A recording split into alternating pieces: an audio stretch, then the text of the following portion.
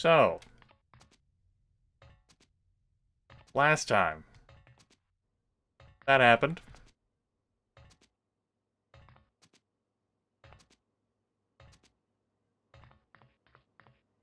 And apparently this is not the way to progress. I thought that we would go out this door and then turn right, go to that door. There anything up here? Doesn't look like it. Sort of thing that you'd have difficulty bobbing and weaving around. You know, what do you want to call those? Rafters? They don't really look like trusses. I guess, given the... yeah, sure. Space trusses.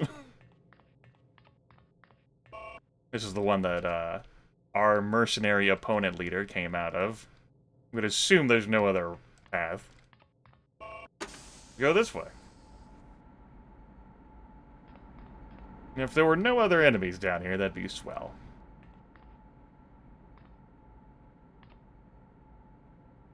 Hey, how's it going? I understand you were all tied up and unable to help. But, you have a lot of explaining to do. About things such as, how the hell did you escape the 60-second self-destruct sequence when I had a head start on you? And the guaranteed path out of there.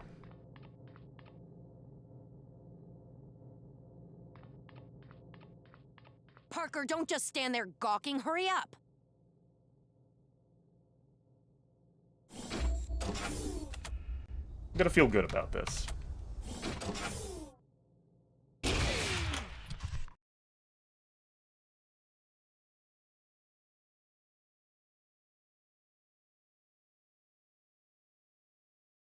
No, they didn't. No, they didn't. Alternatively, what else is left of Red Faction to wipe out? Alternatively, what kind of leadership has she been exerting throughout the course of this? Particularly after her capture.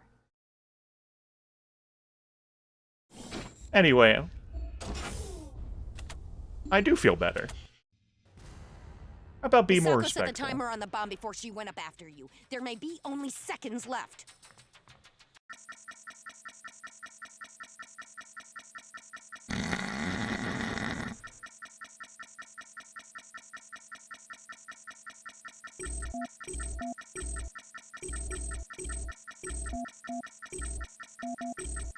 Seconds until detonation.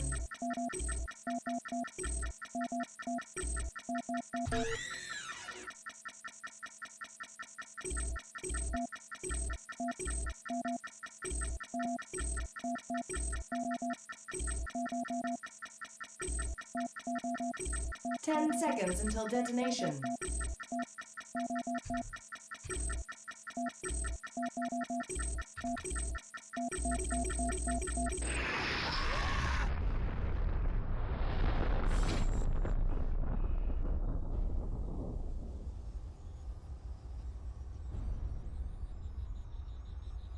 It probably would have went better had I not spent the first, what, 15, 20 seconds of that just staring incredulously at my monitor.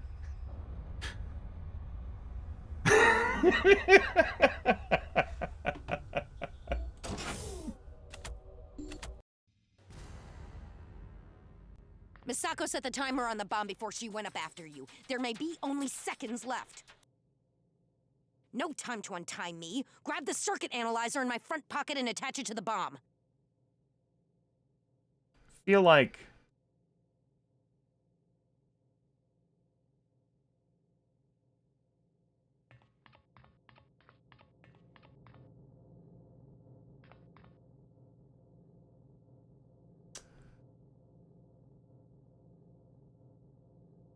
So this is the illusion of being timed.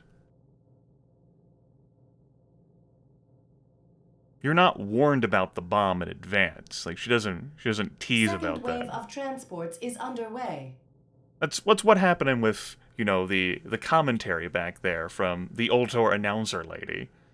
Just the illusion of being under time crunch. Now I get that, I appreciate that. I've made use of that before as a dungeon master. I'm playing games where you give like the illusion of things being under time constraint. Or, occasionally actual time constraint. It's situational.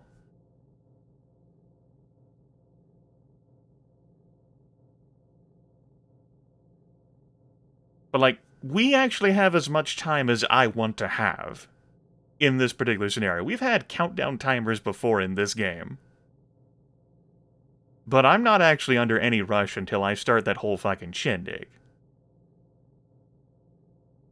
And I can't call it Simon Says. It's a bomb that we solve through guessing. And a bit of memorization.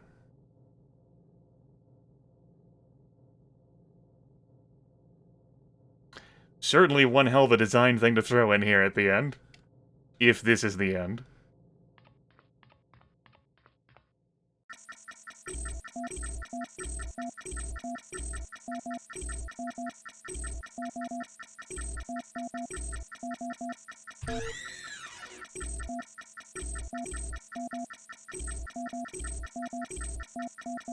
"30 seconds until detonation."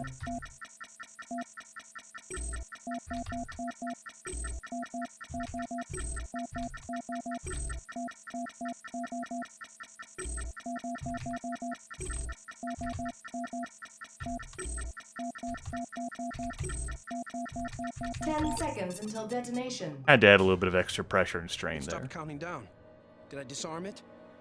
Yeah, let's go with that assumption. Hey, the antidote works. Yeah, it seems to. Mind getting out of my face? We've got medics delivering it to sick miners all over the complex. The plague will be history by tomorrow. Okay, so what's the deep...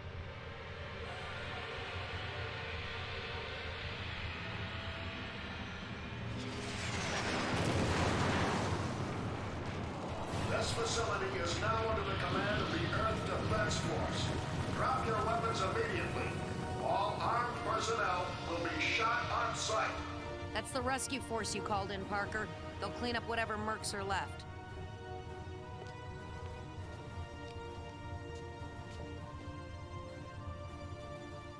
So, what now?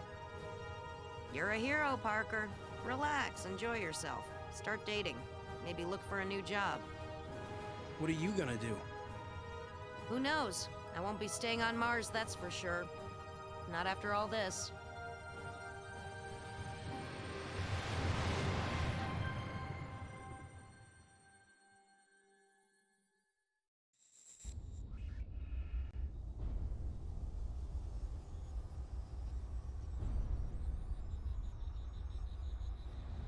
I don't think I'll be needing this wrist brace anymore. Just go ahead and put that to the side.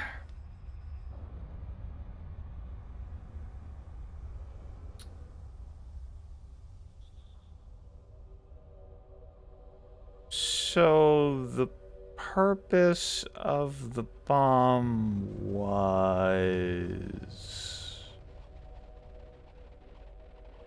to accomplish blowing up Eos? Our terrifying mercenary leader, Colonel Masako there.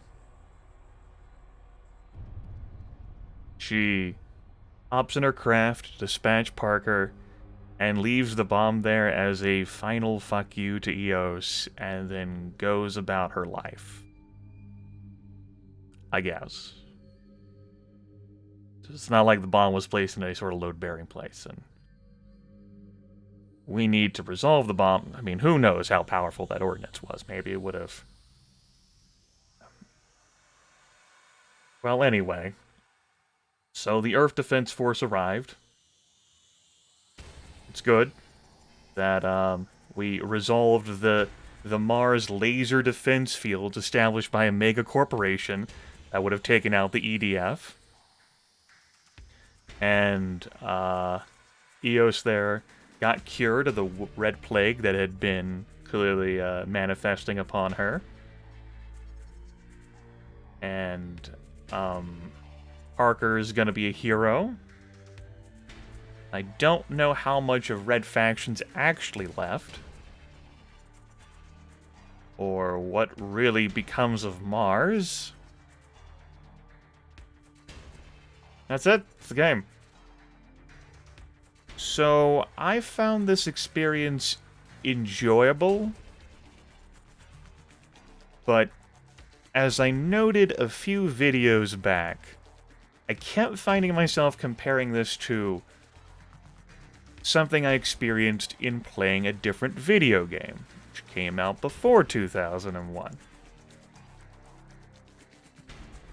Thief, System Shock 2, Hitman, Deus Ex.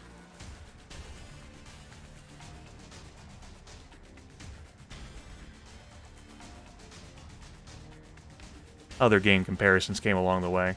I thought about Strife, which came out in '96, I think, same year that Daggerfall did. A little hazy on the years, who knows? Maybe Deus Ex came out in 2004 and I've somehow forgotten.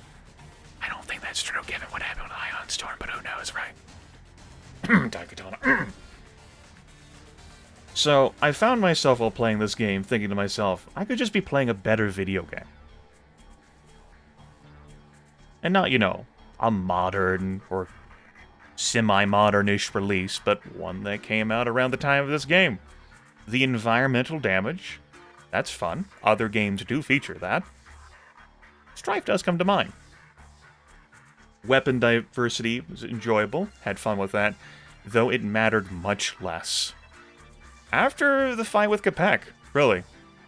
You know, you started getting the precision rifle, for example, was lobbed at us, and precision rifle overwrote, like, the qualities and merits of other weapons. It was a mixture of sniper rifle and assault rifle in one. Enemies started taking a lot of damage to kill unless you popped them in the head. Exorbitant amounts. Unless you used the rail driver. Combat exchanges didn't take long with individual enemies. Weapons remained lethal over the course of that. It's a two-way street. Weapons were very dangerous against Parker as well. The addition of an elite enemy wielding a weapon that can one-hit kill the player that isn't really dodgeable detracts from the gameplay experience. What if the enemy was exceptionally rare? Sure, if we saw, I don't know, maybe no more than half a dozen of them. Alright. Cool. But we saw way more than half a dozen of them. They did a reasonable job at tracking. It's not a hit scan weapon. You know, there is a projectile there, wink. But it's not like a cyber demon throws a rocket at you, and you can dodge that. And maybe you take some splash damage from that, but you survive that. And even if you're at max health, you can survive a direct shot from that. And there's not that many cyber demons walking around. But this rail driver asshole, oh no. Pop, there you go.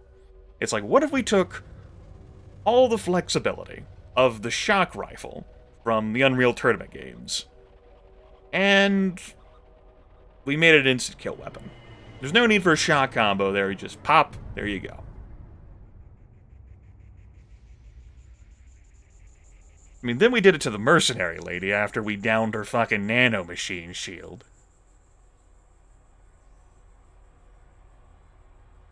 So, 2 boss exchanges in this game, with Dr. Capek, Apek, Capek, and Colonel Masako. The first one, frustrating, with its qualities and traits. And, I see the ways you would go about completing that. Except for how I did it. Frustrating, especially that room. That's a difficulty spike of a room. But alright. But that fight against Masako, was just... stupid. It was stupid. The dialogue in this game, sure, I don't never establish an attachment to these characters. Didn't have any investment or care about their well-being. The stealth stuff, we saw a little bit of that, and moving bodies and what have you. We've got the jump on a few enemies in this game. I don't have a problem with its existence, the stealth stuff. The mandatory one or the optional one. What soured me more towards that first stealth section of the game was that it came attached with an escort mission. And that... not very enjoyable. Particularly since I couldn't give Griffin orders, and as demonstrated at the end of that test number 42, he walked in front of a guard who shot him in the head, and then Griffin died. The sort of thing where I thought to myself while showering this morning, before I settled down to do this, I was like, you know, if I were to do like an Iron Man playthrough of this game, what would be the biggest hurdle? And I'm like, because that's effectively what that test was that I recorded to hammer out like settings. That was an Iron Man I never saved. And so my hurdle came not with the stealth part, but with escorting Griffin. The second, like, major hurdle would be with the Capek fight, with having to protect Eos. And then, once you start facing rail driver enemies, yeah. So, this was a 3-hour request by Blade Skull that I turned into a completed series. I did enjoy the overall experience. There's cool merits in this game. Halfway through, I would say, is where the game turned from really fun to what the fuck for me. And that what the fuck took me out of enjoying the game, and it's a feeling which persisted. Would I recommend it to someone?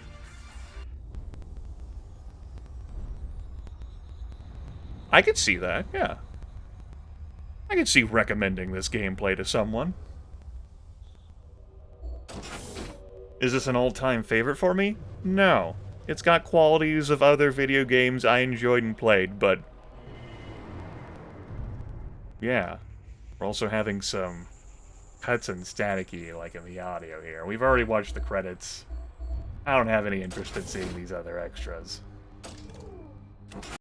Well, we're done here, though.